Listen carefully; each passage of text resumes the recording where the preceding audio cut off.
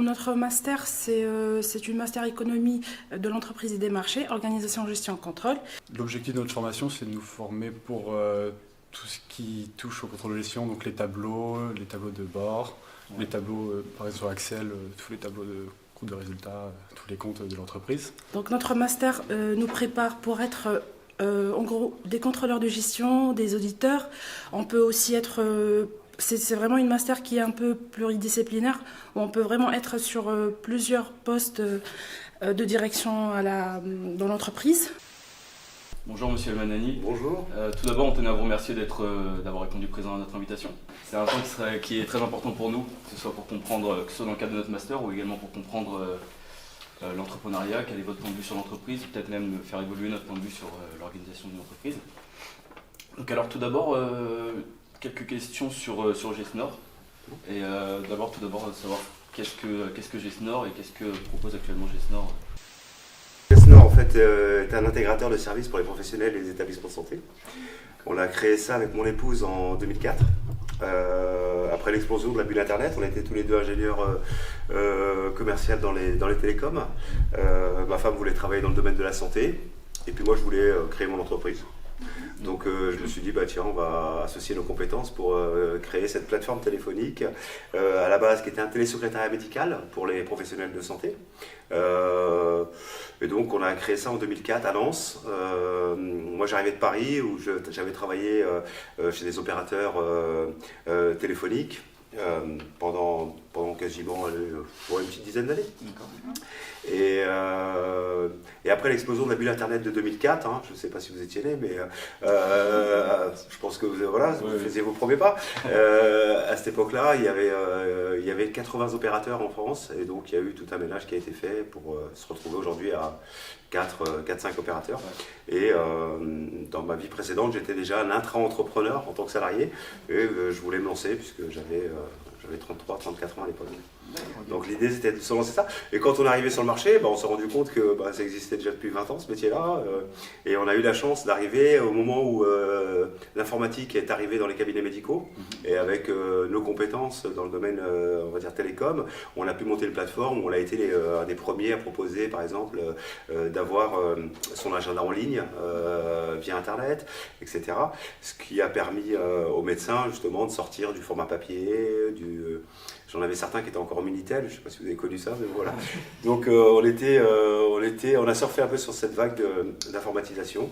Et 20 ans après, on est devenu progressivement un intégrateur de services, et notamment grâce à notre changement de paradigme, on va dire, et de modèle économique en 2012, où on a trouvé plus notre voie et pour fournir de plus en plus de services, des services différents aux professionnels de santé et aux établissements également. GESNOR, c'est pas deux dirigeants, c'est une équipe. On est une équipe d'une vingtaine j'appelle ça des assistantes aujourd'hui, des assistantes des professionnels de santé. Donc on a une équipe d'une vingtaine de personnes. Au niveau chiffres, donc on gère à peu près 300 cabinets médicaux, on gère des services hospitaliers, services de clinique également, et puis on gère à peu près plus d'1 million d'appels par an. Donc ça représente à peu près, on va dire, peut-être 400 à 500 000 patients.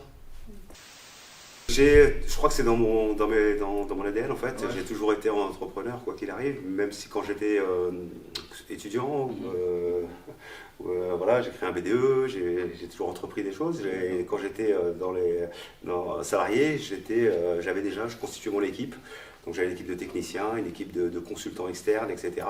Et puis on entreprenait différemment mon métier, puisque j'étais plutôt à prendre des initiatives, à essayer d'innover dans la façon de faire, et puis ça nous a permis de gagner des beaux contrats. J'étais dans les grands comptes à l'époque, on a signé des grandes entreprises comme EDF, Renault, Fiat, etc. Et j'avais envie d'entreprendre. Et je me suis dit, à 33 ans, je venais de sortir d'une expérience où tout avait explosé au niveau de la bulle Internet. Et je me suis dit, c'est maintenant ou jamais. Voilà. c'est tout. Et puis on a eu la chance de réussir notre pari. Mais ça n'a pas été facile parce que vous arrivez avec vos compétences au début. Moi, je sais, par exemple, j'avais des notions de marketing, de vente, etc. On croit qu'on va se reposer sur ces compétences et finalement, quand on regarde le métier d'entrepreneur, c'est complètement différent. Il faut savoir gérer des ressources humaines, la comptabilité, savoir recruter, etc.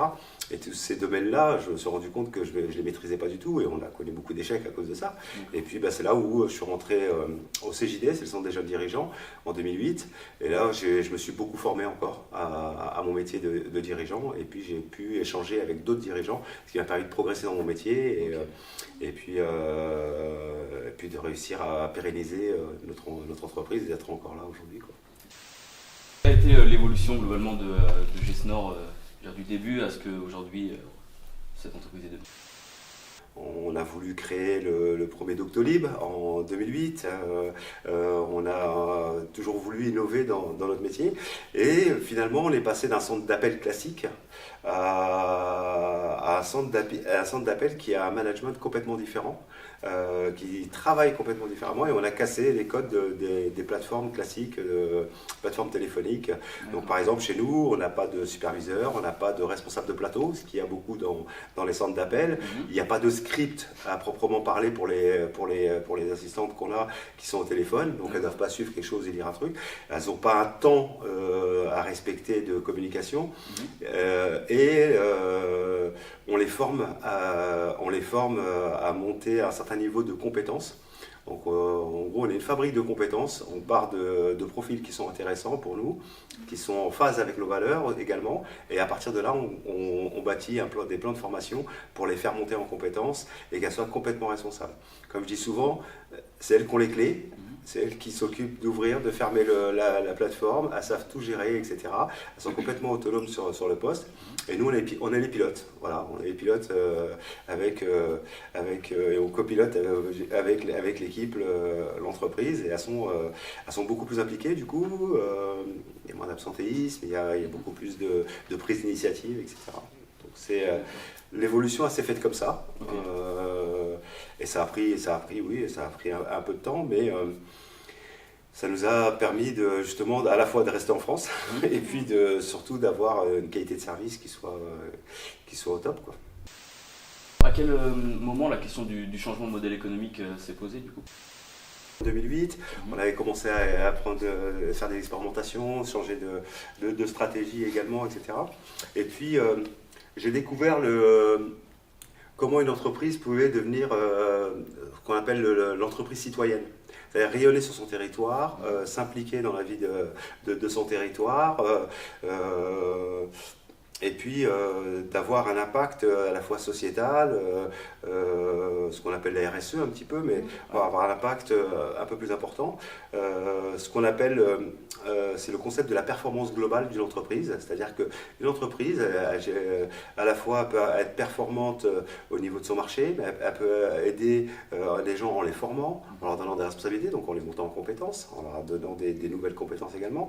Elle peut avoir un impact sur l'environnement dans lequel elle est, sur son territoire. Ça veut dire qu'il faut sortir de son entreprise et aller ailleurs. Moi, je me suis occupé, par exemple, d'enfants, de jeunes collégiens dans des quartiers difficiles autour de Lens, où je suis allé les accompagner pour créer des mini-entreprises, leur apprendre ce que c'est que le métier d'entrepreneur, et leur apprendre, par exemple, à quoi ça sert des maths. Donc, quand on faisait la comptabilité d'une entreprise, ils voyaient à quoi ça servait les mathématiques. Quand on faisait des plaquettes commerciales, ils voyaient à quoi ça servait d'apprendre le français, de faire de l'art plastique, etc. etc. Ouais, de manière concrète et pratique, avec les professeurs, l'enseignement et l'activité derrière professionnelle avaient un lien, et à quoi ça sert de progresser dans ces matières-là, parce que demain, ça va leur servir dans leur métier. Donc une entreprise, c'est pas uniquement son activité renfermée sur elle, mais elle peut avoir un impact derrière sur son territoire. Alors l'économie de la fonctionnalité, c'est arrivé en 2012. On a été un groupe de membres du CJD. On a commencé à être initié à ce modèle économique. Pas facile au début, parce que c'est des concepts qui nous ont fortement perturbé, bousculé. Comme j'ai appelé ça, on a mis notre modèle économique sur le grill, en gros, et puis on a été poussé aux limites de ce qu'était vraiment notre modèle, et on s'est beaucoup questionné également sur la manière dont on travaillait, sur ce qu'on faisait et sur ce qu'on produisait réellement. Et ça m'a fait beaucoup réfléchir sur justement un des aspects qu'on peut aborder là, c'est l'aspect volume, et qui était paradoxal avec la santé de nos clients. Donc voilà, on s'est posé la question, d'autant que quand je vous dis j'ai voulu créer la plateforme en 2008, avec cette plateforme de prise de rendez-vous par Internet, elle avait été co-construite avec un médecin. Et ce médecin-là, c'était un de nos gros clients également, il faisait beaucoup de choses, et notamment de l'informatique, plus son métier. Et du jour au lendemain, on avait bien avancé sur le projet. La veille d'un événement tragique, on s'est vu, on avait fait la maquette et on allait continuer à avancer. Et le lendemain, j'apprends qu'il s'était suicidé. Donc déjà, ça a été un choc pour moi. Le projet est tombé à l'eau, etc. Et puis ça m'a fait réfléchir justement quand on a poussé un peu les limites en se disant c'est vrai que pour moi un bon client quelque part c'était quelqu'un qui faisait beaucoup d'appels et donc beaucoup d'activités. Et finalement c'était au détriment peut-être de sa santé. Et ça a été un élément un peu qui va déclencher pour moi ce qu'on appelle une intuition, c'est-à-dire dire comment je peux moi changer de modèle pour pouvoir améliorer ou au moins participer à une qualité de vie au travail de nos médecins et éviter ces risques psychosociaux que peuvent vivre les médecins au travail, à savoir des burn-out, des AVC, des crises cardiaques, des choses comme ça. Et ça arrive beaucoup dans ces métiers-là. Et en plus, comme on dit, le cordonnier souvent le plus mal chaussé, c'est qu'eux-mêmes sont parfois dans le déni. Parce qu'ils sont dans un engrenage qui est complètement, qui ne maîtrise plus, qui ne contrôle plus, et du coup, il n'y a pas de garde-fou derrière, puisqu'ils travaillent seuls et qu'ils sont souvent isolés. L'idée, c'était de se dire que nous, en tant que partie prenante de leur activité, comment on pouvait interagir avec ça, comment on pouvait les sensibiliser à des problématiques. Et j'ai commencé à tracer ce sillon-là en se disant, tiens, comment on peut réussir à changer les choses. Et de là, on a construit une nouvelle façon de travailler, une nouvelle posture également. On a mis en place un certain nombre de choses dans l'entreprise, notamment comment savoir capter les signaux faibles quand un médecin commence à avoir une suractivité, commence à être désagréable au téléphone, commence à perdre un peu pied, et comment nous, après, derrière, on l'aborde, comment on discute avec lui, etc. On n'avait pas de référentiel, on ne savait pas où on allait, donc on a expérimenté les choses. On a essayé de voir avec eux, discuter dans l'échange, etc. Et puis après, derrière, j'ai continué en se disant, tiens, comment je peux encore aller plus loin ? Je rencontre on a créé une base de données avec des médecins remplaçants. On avait créé une cartographie où est-ce qu'ils intervenaient, etc., pour essayer tout de suite pallier à des problématiques d'absence ou leur dire, voilà, on a des médecins remplaçants qui peuvent venir si vous voulez vous reposer un petit peu, prendre une semaine de vacances, etc., histoire qu'ils lèvent un peu le pied. Ensuite, ça est venu une association de médecins remplaçants que j'ai rencontrée. Donc on s'est dit, tiens, on va faire un partenariat. Donc on a créé un partenariat. On avait une plateforme informatique où les médecins pouvaient laisser une annonce pour se faire remplacer. Et nous, on pouvait mettre des messages urgents, essayer de convaincre les médecins remplaçants de venir, etc. De fil en aiguille, on s'est rendu compte qu'il y avait un contrat de médecin assistant remplaçant qui existait, mais qui était utilisable uniquement dans les stations balnéaires l'été ou les stations de ski l'hiver, où un médecin peut travailler avec un médecin remplaçant, ce qui est interdit par la loi normalement. Et dans ces zones-là, c'est toléré et c'est accepté. Donc on se dit, attends, si ça existe, on va aller voir le Conseil de l'Ordre, on va leur dire il faut le faire pour des zones où il y a une forte tension sur les cabinets médicaux, où les médecins ils sont limite burn-out, etc.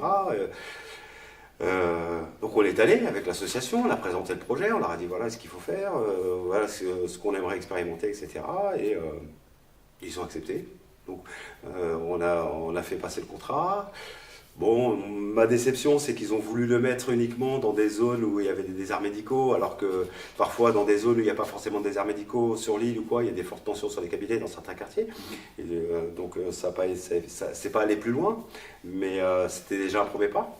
Et donc on a pu installer des médecins dans des zones sous-dotées. Donc là, on passait Donc qualité de vie au travail des médecins, essayer de prendre soin d'eux, à lutte contre la désertification médicale. Voilà, donc on a expérimenté aussi des choses comme ça avec des maires ou des... Et donc, on a augmenté petit à petit ce que j'appelle le cercle d'activité de GES Nord. On n'était plus uniquement une plateforme qui gérait les appels entrants pour les médecins ou les agendas, mais on prenait via les expérimentations des initiatives pour améliorer à la fois la qualité de vie au travail des médecins, lutter contre la désertification médicale, etc. Ce que je ne pensais pas possible. C'est pas un plafond de verre que je me fixais, mais j'avais même pas imaginé qu'un jour je pourrais aller dans ces domaines-là ou avoir un impact dans ces domaines, quoi. D'accord. En fait, la plupart de ces changements ont été initiés par rapport à un besoin plus de la société, en fait, qu'un besoin économique strict ou... Ouais, c'est ça. En fait, l'économie de la fonctionnalité vous fait changer de vision complètement. Ouais. D'accord. Changer de lunettes, en gros, voilà. Et vous voyez les choses complètement différemment. Et vous avez une vision beaucoup plus globale, beaucoup plus lointaine également, ce qui vous permet de dire, tiens, c'est l'histoire des externalités positives, externalités négatives, si vous avez appris ces concepts-là. L'idée, en fait, c'est de se dire toujours, voilà, quand je fais quelque chose, vous essayez de les peser par ces biais-là. Ça génère quoi et qu'est-ce que je pourrais faire pour justement atténuer ces externalités négatives? Qu'est-ce que je pourrais améliorer à côté? Et en fait, votre entreprise part dans une spirale ascendante comme ça, où vous améliorez petit à petit les choses et vous commencez à prendre des initiatives.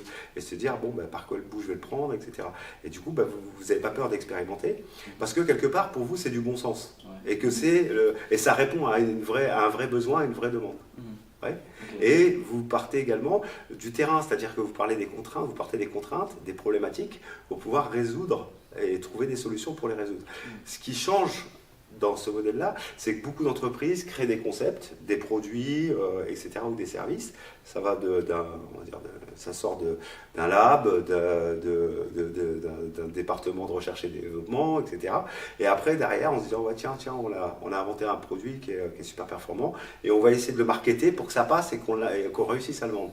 Ouais. Ouais. Et en fait, ça va d'en haut et ça descend en bas. Là, la différence, c'est que vous partez du bas, c'est-à-dire des contraintes, des problèmes, et comment vous imaginez les solutions pour les améliorer et les services qui vont avec. On bascule en fait la loi, on va dire, du commerce ou de la création de produits et services, ça s'est transformé. Et là, du coup, comme vous êtes plus proche de vos clients ou de leurs attentes, etc., ils se sentent écoutés, ils se sentent compris, et ils se disent, tiens, ouais, ils ont développé quelque chose qui correspond finalement à mes attentes. Du coup, c'est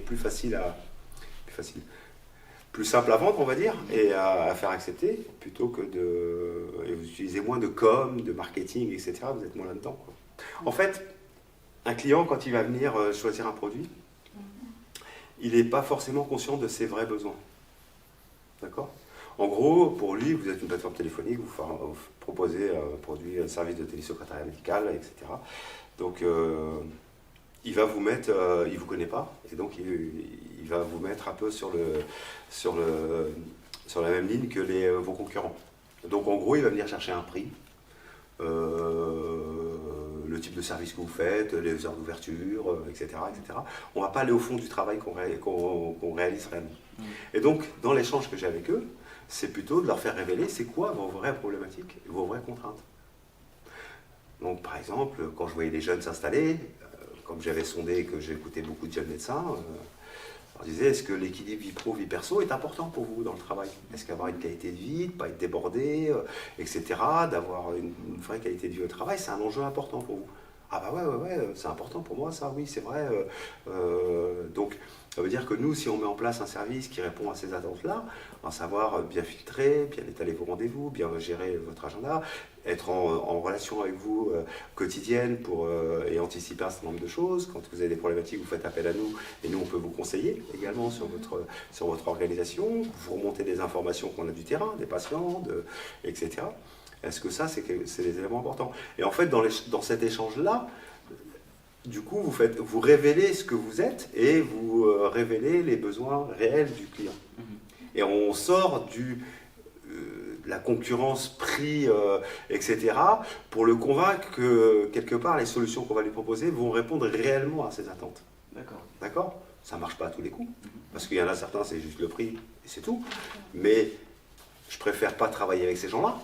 Je préfère travailler avec les gens qui sont convaincus qu'on va leur apporter des réponses à leurs besoins réels. Donc on va chercher des clients pour lesquels on va répondre à leurs vrais besoins. Et du coup, on a cette communauté de clients qui nous ressemblent, qui ont les mêmes valeurs que nous, et ça nous permet de les fidéliser et d'avoir des clients depuis 20 ans, depuis 10 ans, voilà, et qui ne vous quittent pas, plutôt que d'aller chercher tout le temps de nouveaux clients, et vous êtes juste dans une relation de tarif, et puis le jour où il y en a un qui passe avec un tarif moins cher, il vous quitte, et qu'il n'y a pas de lien finalement avec lui, vous ne pouvez rien construire. Donc on préfère nous construire sur la durée avec nos clients, plutôt que de se dire on passe notre temps à prospecter. Donc du coup, c'est nos clients, nos ambassadeurs aujourd'hui, et qui nous ramènent des nouveaux clients. On n'a plus besoin de prospecter. Dans des maisons de santé où ils sont plusieurs médecins. Les médecins qui se regroupent pour travailler ensemble, etc. Alors au début, quand ils se regroupent, c'est chacun pour avoir sa patientèle. Et après, derrière, en leur disant, attendez, vous avez une problématique, parce qu'il y en a un qui pousse toujours jusqu'à 21h et l'autre qui finit à 17-18h, etc. Donc est-ce qu'on ne pourrait pas rééquilibrer cette charge de travail ? Et donc on ouvre la discussion et on a expérimenté des choses avec eux et ça marche. Et c'est comme ça qu'on a recruté deux jeunes médecins dans un cabinet, dans des maisons de santé. On arrive à recruter des jeunes médecins parce que quand ils viennent, ils disent ouais mais moi voilà, je veux pas travailler samedi matin, je veux avoir par exemple mon jeudi après-midi, etc., etc. Parce que aujourd'hui, on n'est plus dans l'ancien fonctionnement des cabinets médicaux. Avant, on avait un médecin, souvent qui gagnait très bien sa vie, sa femme ne travaillait pas, on va dire le profil type. Sauf qu'aujourd'hui, on a 80% de femmes en médecine générale. Donc demain, on aura plus de médecins femmes en médecine générale plutôt que d'hommes. Qu'aujourd'hui, l'homme et la femme travaillent. Donc on n'est plus du tout dans le même...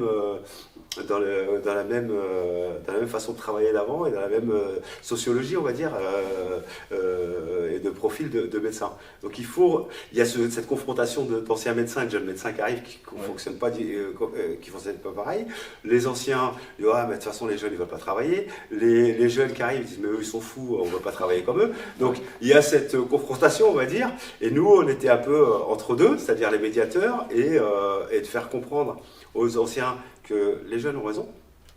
Et pourquoi ils travaillent comme ça ? C'est parce qu'ils veulent cet équilibre vie pro, vie perso, parce que leur épouse travaille également, et qu'ils veulent cet équilibre de vie pour pouvoir bien faire leur métier. Et qu'aujourd'hui, la santé, c'est tellement professionnalisé que de l'accès aux soins, on peut en avoir de différentes manières. Donc, ce qu'il faut, c'est pouvoir absorber suffisamment de patients, faciliter l'accès aux soins, mais qu'il y ait une répartition équitable, ou au moins homogène du travail et des besoins d'accès aux soins des patients. Donc on a mis un système d'astreinte, par exemple, sur des cabinets médicaux pendant 5 jours. Il y a un médecin qui va pousser le soir et il va absorber tous les malades, tous ceux qui sont malades le jour même. Les autres vont finir à 18h30, 19h, voilà, ils rentrent chez eux. Et lui va pousser peut-être jusqu'à 21h ce soir-là. Mais il sait que les autres jours de la semaine, c'est pareil, il pourra finir à 19h. Et du coup, ils se disent, ah ouais, tiens, c'est quand même pas mal. C'est quand même plus agréable que de se dire tous les jours, je ne sais pas à quelle heure je vais finir, que je vais stresser quand je vais ouvrir la porte pour faire sortir un patient et que je vois la salle bondée, etc. Et tout. Et puis de ne pas voir sa famille, de ne pas voir ses enfants. Enfin, tout ce que ça peut générer comme stress, comme difficulté au quotidien. Et on a réussi à convaincre des anciens à travailler comme ça. Et donc ça marche. À l'échelle d'un territoire, ça pourrait être envisageable. Après, il y a, comme ils travaillent, comme ils sont de manière individuelle, ils ne connaissent pas forcément le travail des autres. Et donc, il y a quand même cet esprit de dire, moi je prends bien soin de mes patients. Ou celui qui ne va pas prendre bien soin de ses patients, il va avoir peur que son patient il aille voir ailleurs et qu'il ait l'impression qu'il est mieux traité ailleurs. Oui, donc c'est quand même un peu plus compliqué à l'échelle d'un territoire. Par contre, à l'échelle d'un cabinet de groupe, c'est déjà plus facile à faire. Je ne vais pas parler d'éléments financiers, de gestion, etc., mais plutôt de ce qu'on a fait pour pouvoir piloter notre activité. En fait, on a élaboré des process internes parce que, par exemple, on capte beaucoup de connaissances. Pour capter des signaux faibles, il fallait savoir structurer les choses, former les gens à capter les signaux faibles, les structurer, les mettre dans un espace où nous, on peut les consulter et déterminer s'il faut agir ou pas agir. Donc il nous fallait des outils comme ça. Donc on a tout construit en interne, on a mis des process internes, on a un logiciel qui nous permet ça, et donc on a tout mis là-dedans. On a également des enregistreurs de communication, ce qui nous permet de réécouter par exemple des conversations ou des échanges avec le médecin, s'il y a eu des frictions, des choses comme ça, pour voir si c'était juste l'impression de la secrétaire qui a vécu l'appel et qui a noté un message, qui nous a fait son retour, et de voir, de confronter un peu ce qu'elle a écrit à ce que nous, on pouvait comprendre également de ce qui a été dit. Donc ça a été essentiellement ça. Et puis, comme on a été beaucoup dans l'expérimentation, ça a été aussi beaucoup de formaliser des retours d'expérience. De se dire, tiens, on a fait ça, on a fait ci, et c'est quoi les conclusions, c'est quoi les retours d'expérience. Et comme ça, on bâtit en fait petit à petit cette connaissance, hein, et de là, on peut capitaliser sur ce qu'on a fait, voir les réussites, voir tous les échecs également, et de réfléchir sur les échecs pour pouvoir améliorer les choses, abandonner des choses, parce que finalement, voilà, on n'y arrivera pas, on n'a pas été capable de le faire, ou si on n'a pas été capable de le faire, c'est savoir si on a besoin d'autres ressources, à aller chercher ailleurs pour pouvoir s'améliorer, etc. C'est là où la coopération dans l'économie de la fonctionnalité, la coopération est très importante, c'est de savoir à un moment donné connaître ses limites et de se dire ça c'est pas mon domaine de compétence ou je sais pas bien faire, je vais chercher des compétences annexes qui vont m'aider à le faire plus simplement et à m'améliorer. Je vais peut-être vous surprendre on n'est pas basé sur la rentabilité monétaire directement. C'est-à-dire, je ne vais pas calculer la performance d'une secrétaire sur le nombre d'appels qu'elle a généré, le chiffre d'affaires, et puis le temps qu'elle y a passé, etc. Et donc le gain ou le bénéfice que j'ai généré. Ok ? Ça, c'est facile, tout le monde peut le faire, je peux le faire, etc. Mais pour moi, ce n'est pas un indicateur pertinent dans mon modèle économique. Pourquoi ? Parce que j'ai eu des gens comme ça, mais elles étaient très performantes, très rentables, elles généraient beaucoup de chiffre d'affaires, etc. Elles géraient très vite les appels et tout. Mais ce n'était pas forcément les meilleurs éléments pour l'entreprise ou pour le projet d'entreprise. Et j'ai dû des fois me séparer de personnes comme ça, parce qu'elles n'étaient pas en phase avec les valeurs de l'entreprise et avec le projet de l'entreprise. D'accord ? Nous, on est plutôt sur des indicateurs sur la qualité de travail réalisé, sur de l'implication, sur les retours de nos clients, positifs et négatifs, par exemple, sur la capacité à s'adapter aux différentes situations de travail qu'elles vivent. Et ça, c'est des indicateurs, je ne sais pas si on peut les monétiser ou les chiffrer, mais c'est des indicateurs pour nous hyper importants dans le développement de la boîte. Parce que si une personne reste 1 heure au téléphone avec une personne qui risque de se suicider au téléphone, pour moi, elle a fait son métier. Pour d'autres, elle va dire, bah non, c'est bon, qui se suicide, moi je m'en fous, tu gères ça en 2 minutes 30, si c'est pas géré, c'est pas rentable. Parce que moi j'ai payé, on va dire, voilà, j'ai encaissé 1 euro, mais tu as passé 1 heure, c'est pas rentable, j'ai perdu de l'argent. Ouais, mais l'impact sur justement la confiance que vous pouvez avoir vis-à-vis du patient ou vis-à-vis du médecin, elle sera beaucoup plus importante pour l'entreprise sur le futur. Et quelqu'un, si vous avez super bien géré une urgence, le médecin va être reconnaissant de ça, en disant ouais, vous avez super bien géré l'urgence, etc. Donc le fait qu'il reste chez vous plus longtemps ou qu'il parle de vous en positif et qu'il vous ramène des nouveaux clients, finalement c'est beaucoup plus intéressant de passer 1 heure et d'avoir fait ça, mais quitte à avoir perdu un peu d'argent ce jour-là, sur cet appel-là, mais ce que vous allez engranger derrière est peut-être beaucoup plus important. Mais vous voyez, un indicateur, il ne va pas le faire ça. L'indicateur, il va vous donner un chiffre, voilà, pas rentable, c'est tout. Voilà, plus, moins, c'est pas rentable. Donc si on s'intéresse que à ces indicateurs-là, finalement, est-ce qu'on a une vision parfaite de notre métier, de notre activité et de notre performance? Je ne crois pas. Donc c'est important pour vous, qui êtes en master, qui va être les futurs DAF d'entreprise, les futurs cadres, dirigeants peut-être, etc., c'est de vous dire que si on vient un jour vous parler de ces indicateurs-là, ou si demain vous voulez également mettre des indicateurs, prenez en compte ces indicateurs-là et essayez d'extrapoler ça de manière en prospective, par exemple, en disant qu'est-ce que ça va générer demain en nouveaux clients. Parce que, je prends un exemple, un coût conquête, vous savez ce que c'est un coût conquête, c'est l'investissement qu'on met pour aller chercher de nouveaux clients. D'accord ? Parfois, il est beaucoup plus important que si vous avez des clients qui viennent directement chez vous, qui vous sont recommandés, et finalement vous n'avez pas cette dépense à faire, mais parce que derrière, vous avez, dans la qualité de travail que vous avez fourni, dans l'investissement que vous avez pour former les gens, etc., vous avez investi, ça va vous rapporter finalement des nouveaux clients, de la confiance, de la fidélisation, parce que perdre un client, ça a un coût aussi. Et donc, cet équilibre-là, il faudra l'imaginer demain dans vos concepts, dans votre métier, et de se dire, voilà, mais c'est important d'investir, de former les gens, d'aller sur des modèles qui nous permettent de gagner de la confiance vis-à-vis de nos clients, etc. Parce que c'est générateur de chiffre d'affaires, de stabilité, de pérennité pour l'entreprise. Et puis le droit à l'erreur. C'est hyper important pour nous parce que en fait, si vous laissez les gens prendre des initiatives, il faut accepter qu'ils fassent des erreurs. Nous, on en fait, eux vont en faire. Et puis, le fait de réfléchir sur ces erreurs, ça nous fait beaucoup plus progresser que de satisfaire de nos succès. Okay. Et ça nous permet toujours dans cette posture de ce qu'on appelle un peu d'humilité, de se dire on est toujours en phase d'apprendre des choses et de progresser. Ça nous permet de progresser et d'avoir de l'assurance parce qu'on sait qu'on a ces réflexes-là, cette manière de faire qui nous permettra de se dire, même dans la tempête, on est capable de réfléchir sur ce qui ne va pas, sur comment trouver des solutions, etc. Et du coup, le secrétaire ne lâche pas un patient tant qu'elle ne lui a pas trouvé une solution, par exemple. Quand on réfléchit avec un médecin qui va nous balancer une info, stop, plus de rendez-vous après 17h aujourd'hui, etc. Il nous balance un message comme ça. Il est peut-être énervé ou peut-être qu'il est surmené, mais tout de suite, elles vont interagir avec lui en disant, ok, si on a une urgence, comment on fait, vers qui on oriente, etc. Voilà, elles vont toujours réfléchir à comment gérer des situations compliquées qu'on peut avoir après 17h, par exemple. Vous voyez. Donc tout ça, ça fait partie de notre façon de faire et qui nous permet d'avoir cette stabilité, on va dire, d'avancer tranquillement et d'anticiper beaucoup les choses dans le travail à la fois de notre organisation et dans le travail de nos clients. On a vécu le confinement, on a géré le confinement en 48 heures. C'est-à-dire qu'en 48 heures, on avait mis en place notre organisation pour pouvoir gérer. Alors nous, on a que des femmes. Ils ont fermé les écoles et on a des familles. Comment organiser le travail à ce moment-là avec le Covid et puis la grosse pression qu'il y a eu, je ne sais pas si vous vous souvenez, mais bon, en 2020, ça a été...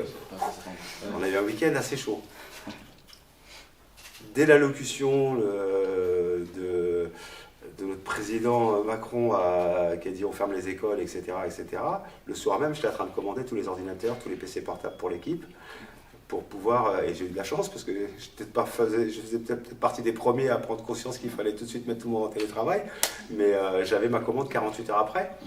Donc ça a été le jeudi son allocution, le samedi j'étais livré sur les ordinateurs portables, j'ai bossé tout le week-end pour les paramétrer, j'ai créé le réseau privé pour qu'elles puissent bosser de la maison, et le lundi matin elles sont arrivées. La première chose qu'elles ont fait, c'est on ne veut pas travailler, on a peur, on veut pas, parce que ça a été la psychose tout le week-end. Il n'y a pas de problème, on a tout prévu. Regardez, tous les ordinateurs sont là, vous allez toutes partir avec un ordinateur. Et elles étaient surprises, voilà, tenez, hop, elles sont parties, elles ont commencé à travailler de chez elles, on a fait en sorte que tout fonctionne bien, etc. Tout est bon. Après, on a tout réorganisé. Alors, ça a été la panique plus chez nos médecins, où là, on a dû tout réorganiser. Mais le fait de pouvoir, justement, c'est ce modèle-là aussi, l'économie de la fonctionnalité, on y est depuis 10 ans, ça nous aide à anticiper en fait les choses. Vous subissez moins les contraintes, etc. Vous arrivez à avoir cet autre regard et de dire comment j'anticipe les choses. Et les médecins, je ne vous dis pas, les messages qu'ils nous ont laissés, c'était sans vous, on n'aurait jamais réussi à continuer à travailler. Merci pour tout ce que vous avez fait, etc. Et puis on a eu un niveau de confiance important. Okay. On a lâché beaucoup d'énergie. Hein. On a bossé, hein. Ça a été dur pour nous. Mais voilà, après on a pris des initiatives, je ne sais pas si Romain était là, mais il y avait les problèmes de masques, donc il y avait des gens qui m'appelaient en disant « Ouais, est-ce que vous pouvez nous aider ?» Donc avec le Club Noé, on s'est réunis, on a monté une task force pour fabriquer des masques avec des gens. Il y avait plus de 15 000 couturières qui ont cousu des masques, il y a eu 40 000 masques qui ont été livrés aux hôpitaux. Moi j'ai envoyé des masques à mes clients, des visières avec un gars qui les faisait en 3D. Enfin, ça a été la débrouille pendant 2 mois, quoi. J'ai mis en place un service de visite dans les EHPAD, parce que les familles n'arrivaient pas à aller voir les personnes âgées, elles étaient complètement isolées, etc. Donc j'ai aidé les EHPAD à structurer ça pour pouvoir remettre en place des agendas de visite avec des process pour faire venir les familles, une traçabilité complète, etc., que demandait le gouvernement. Voilà, on est parti un peu dans tous les sens, ce qui nous a beaucoup fatigués, mais on se dit, on a cette capacité de résilience, on appelle ça, cette capacité à réagir et à pas se laisser abattre par les contraintes ou les événements. J'ai investi, oui, effectivement, mais j'ai augmenté mes prix juste après. Ok, d'accord. En leur disant, voilà, j'ai fait cet effort financier, etc. On vous a accompagné et tout. Je ne l'ai pas fait au moment en disant je ne vais pas profiter de la situation pour augmenter. Mais 2 mois après, je leur ai envoyé un courrier en leur expliquant tout ce qu'on avait fait. Et ils ont accepté l'augmentation, tranquille, normal, en disant, ben voilà, c'est un investissement sur l'avenir, mais voilà, on a fait tous ces investissements, et pour moi, c'était partager l'effort qu'on a fait, et qui devait être aussi partie prenante, et partager les charges qu'on a eues pour pouvoir l'assurer. Et surtout qu'ils se sont rendus compte que pendant tout le confinement, 0 arrêt maladie chez nous. Il n'y a eu aucune absence, tout le monde était là, malgré une baisse d'activité. Donc cet effort a été reconnu. Donc, voilà, et on n'a pas, nous, lésiné sur l'investissement dès le départ, et ils s'en sont rendus compte, en disant non, ils ont fait ce qu'il fallait pour gérer la situation, et c'est normal qu'on participe à l'effort, et on a augmenté nos tarifs comme ça. D'accord. Mais je l'ai expliqué, voilà. Ça a été clair, ça a été dans la transparence avec nos clients. Voilà. On a augmenté de 5% de nos tarifs, et voilà, c'est tout, et ils étaient contents. En fait, Gesnor, ta trajectoire, elle part d'un petit bout de performance avec cette question des agendas des médecins, et puis que, en fait, tout le travail d'innovation que tu as fait, c'est de tirer ce petit morceau en étant à l'écoute et en mettant au travail avec tes clients, en fait, l'extension du domaine dans lequel tu interviens. Tu parlais de cercle d'activité, et l'image est très bonne, je trouve, de montrer comment il y a un débordement, mais qu'il est accueilli, en fait, comme une manière d'innover. Je trouve que cette question de l'intégration et du débordement, en fait, c'est aussi ce qu'on retrouve dans tes réponses sur comment tu envisagerais l'intégration d'un contrôleur de gestion. C'est toi, en disant, moi je veux bien l'intégrer, mais si on est en rapport aussi sur les questions du pilotage, de la stratégie, de l'orientation de l'entreprise. Donc je trouve qu'il y a cet axe qui est intéressant de prendre à contre-pied un mouvement de segmentation, de découpage, etc. pour dire, il y a aussi besoin de penser le global, penser ce qui traverse, ce qui traverse, ce qui déborde, et penser cet enjeu d'un point de vue de la cohérence. Et c'est un point que je trouve, dans tout ce que tu as dit, pour moi, c'est assez important. Ensuite, il y a un deuxième truc que je trouve intéressant, c'est un autre truc. Moi, j'ai mis 4 items comme ça, côte à côte. Il y en a 3 que tu as mentionné, et il y en a un autre que je rajoutais. C'est celui du droit à l'erreur, de la question de l'autonomie, de la question aussi de l'organisation comme espace de soutien, et puis enfin, un enjeu qui est celui du sens. C'est-à-dire, tu l'as rappelé d'ailleurs là sur l'intégration de tes nouvelles collaboratrices et tes nouveaux collaborateurs, de dire, si on leur dit le sens, ça les aide à rentrer dans leur poste et en fait à aller vers l'autonomie. Et je trouve que c'est pareil, cette continuité, on comprend bien que demander à des gens d'être autonomes sans leur permettre le droit à l'erreur, ça fait une autonomie de façade. En fait, c'est une prise de risque très lourde, et là, pour le coup, ça tétanise, on pourrait dire, du côté du collaborateur. Donc là, pareil, il y a toute une cohérence dans tout ce que tu nous as présenté, alors qui, à mon avis, transparaît déjà très bien, mais je pense que c'est important quand même de revenir là-dessus. Y compris, là, je m'adresse aux étudiants qui nous écoutent et vont nous écouter à travers cette vidéo, mais sur l'importance qu'il y a à pas voir les choses par le petit bout de la lorgnette. Dans les deux espaces, dans les deux sujets que je viens d'évoquer, on voit bien comment dans ta trajectoire, ça illustre cette dimension d'essayer à chaque fois de reculer, de regarder un peu plus d'une manière un peu plus globale, dans un terme aussi un peu plus long, c'est-à-dire avec ce que tu disais aussi sur les questions de résilience, etc. Il y a un troisième item, je trouve, qui a été évoqué là, qui est l'importance de la question, en fait, de prendre en vrai la question de la décision. Et je prends notamment l'épisode que tu racontes sur le Covid, où en un week-end, il faut décider ce qu'il faut faire. Et on voit que là, il y a une tension entre réfléchir rationnellement à ce qu'on met comme investissement financier dans l'affaire, et en même temps, ce que tu dis, d'une intuition d'une nécessité. Et avec un point qui est extrêmement important à relever, c'est quand même, aujourd'hui on peut dire, mais est-ce que ça valait la peine d'investir dans X ordinateur, etc. Mais il y a un point au moment où tu prends la décision, c'est qu'on n'en sait rien de combien de temps ça va durer, des conséquences, est-ce que ça va encore s'aggraver, Et donc on est vraiment dans le régime de la décision en incertitude radicale, comme diraient les économistes. Et on voit que là, l'importance d'avoir ce que tu as appelé des valeurs, mais qui ont un peu deux sens, c'est-à-dire à la fois quand tu parles de solidarité, de bienveillance, où là c'est des valeurs humaines en fait dans l'entreprise, mais aussi d'avoir des valeurs qui relèvent plus du projet d'entreprise, c'est-à-dire aussi une orientation. Pas une stratégie définie de manière extrêmement précise, pas le plan de développement de ce que tu as demandé, ce que t'ont demandé les étudiants à la fin, mais cette question aussi d'avoir une orientation, et une orientation basée aussi sur des fondamentaux, cette question de la résilience, cette question de garder le contact, la confiance. Moi, c'est ce que j'ai trouvé très intéressant et très illustrateur dans ton propos, sur ce concept qu'on a de temps en temps, qu'on manipule beaucoup, qui est la question de la confiance. Et on mesure dans ce que tu dis, dans ton expérience, tout ce que ça demande d'entretenir cette question de la confiance. Combien c'est important de l'investir pour ces enjeux de résilience, pour éviter d'avoir beaucoup de turnover, soit du côté de tes clients, soit du côté de tes salariés, mais que du coup, ça demande aussi tout un ensemble d'investissements que tu as très bien matérialisé, là, je trouve, dans ton expérience. En tout cas, je ne sais pas ce qu'en pensent les étudiants qui nous ont écoutés.